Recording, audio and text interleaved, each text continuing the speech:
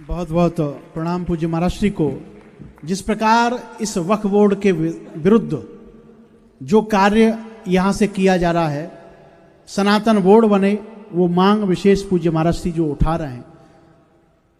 16 नवंबर को दिल्ली में सनातन धर्म संसद हुई, जिसमें अनेक संत महापुरुषों के साथ साथ परम पूज्य जगत गुरु शंकराचार्य जी मौजूद रहे और उसकी गुंजायमान और उसकी आवाज और उसके विषय में जो चर्चाएं पूरे भारत में नहीं पूरे विश्व में की गई और सनातन बोर्ड के विशेष मांग को लेकर धर्म संसद को बड़ी संख्या में देखा गया और उसका जीता जाता प्रमाण ये रहा कि जब महाराष्ट्र के रिजल्ट आए उस दिन माननीय हमारे मोदी जी भारत के पीएम, उनको भी उस धर्म संसद की भनक लगी और उन्होंने उस दिन बोला कि वक्फ बोर्ड जैसा कानून भारत में नहीं चाहिए और नहीं बनना चाहिए।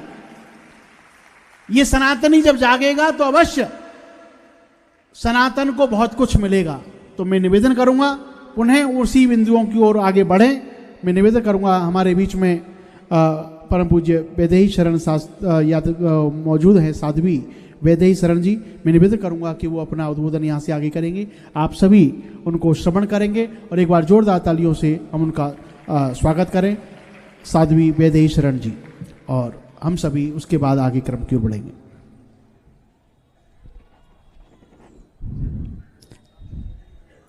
आइए हम और आप पूज्य श्री महाराज जी का जैसा हिंदू राष्ट्र सनातन संस्कृति के लिए आंदोलन है, हम सब उसका साथ तभी दे पाएंगे जब हमारे अंदर अभी सभी संत जन यहाँ विराजमान होकर के और यहाँ पर आकर के उन्होंने अपनी अपनी बात रखी और बड़ा ही सुंदर उद्बोधन हुआ।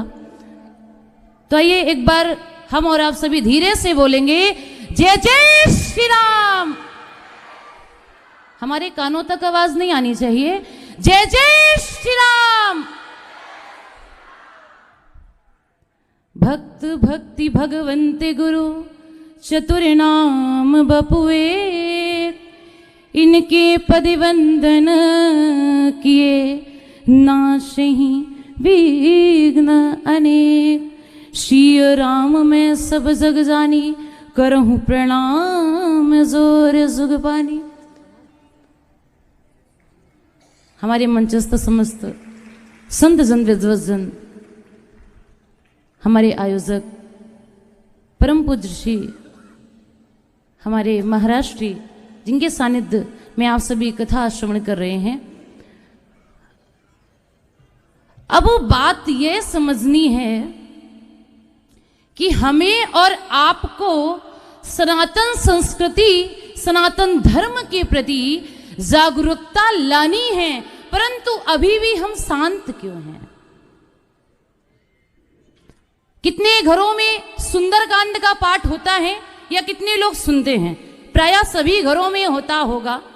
और मुझे लगता है, जैसा कि सभी संत बैठे हैं, मुझे लगता है, वैसे मैं किसी योग्य नहीं हूं, परंतु मैं छोटी सी एक बात कहूंगी आप सभी से कि श्री रामचरित मानस का जो पंचम कांड है सुंदर कांड, उस कांड में 75% राक्षस मारे गए और 25% लंका कांड में मारे गए। फिर भी पूज्य श्री तुलसी बाबा ने उस कांड का नाम सुंदर कांड क्यों लिख दिया? उनको लिखना चाहिए था भीषण अग्निकांड, परंतु सुंदर कांड क्यों लिखा? हमारे महाराष्ट्री, हमारे संत जन विद्वजन यहां पर हम सभी को अपने जीवन का अनुभव देते हुए एक एक बात को रख रहे हैं। और वहां पर जामवंत मंत्री अति बूढ़ा, जामवंत जी बूढ़े हैं, मंत्री हैं, और जब उन्होंने हनुमान जी को प्रेरणा की, कवन सुकाज कठिन जग माही, जो नहीं होए तात तुम पाही।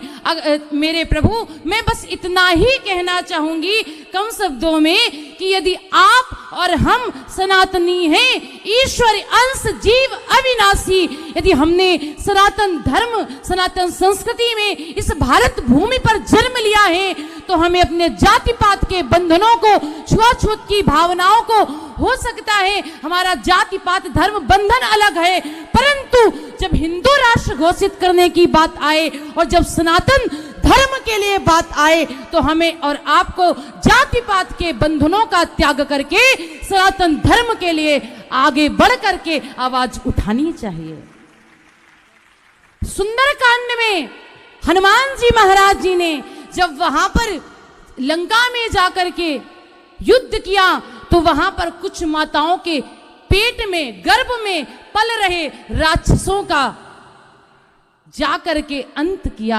जो कार्य जगत में परमात्मा नहीं कर पाते हैं, उन कार्यों को करने के लिए परमात्मा स्वयं श्री रामानंदा जी महाराज, श्री भक्त प्रहलाद जी, भक्त ध्रुव जी, संत भक्तों के रूप में अवतरित होकर के हमें और आपको धर्म की रक्षा के लिए प्रेरणा देने के लिए उत्पन्न होते हैं।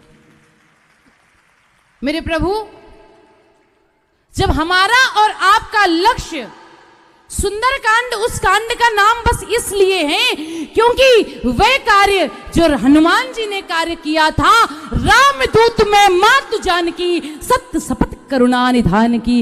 हे मां, मैं रामदूत हूं और हमारे महाराज श्री शांति दूत है, इसलिए हमें और आपको इसलिए साथ देना होगा क्योंकि चंदन है इस देश की माटी, तपोभूमि हरे ग्राम है, हर बाला देवी की प्रतिमा, बच्चा बच्चा राम। इसलिए हमें और आपको महाराज श्री के बनाए हुए प्रकल्पों और हिंदू राष्ट्र घोषित करने के लिए, सनातन धर्म के लिए यदि कोई बोझ उठा रहा हो और आप दूर से आवाज दे दे भैया मैं हूं, तो वह बोझ उठ जाता है। आपको तो कुछ नहीं करना है, बस आपको बोझ उठाने के लिए ऐसे हाथ दे देना है, बोझ तो उठा ही हुआ है।